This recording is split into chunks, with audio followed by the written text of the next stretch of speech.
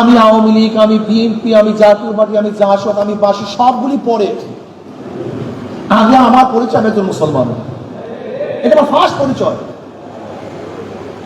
যদি নিজেকে মুসলমান পরিচয় দিতে পারো, হাজারো প্রশ্নের জবাব চলে আসবে, হাজারো সমস্যার সমাধান চলে আসবে।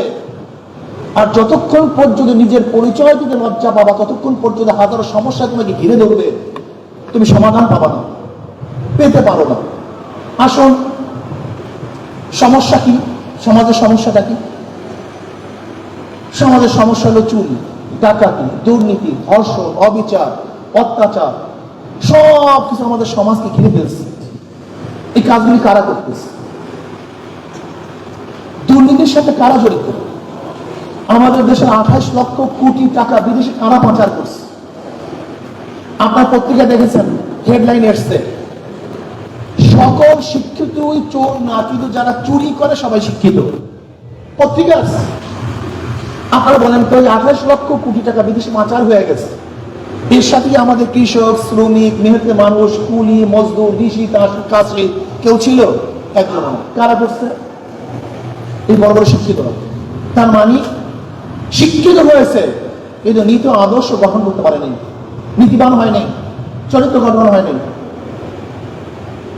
আমি অনেক সময় বলি, আসলে শিক্ষা মানুষকে পরিবর্তন করতে পারে না, মানুষকে পরিবর্তন করতে সহবাদে।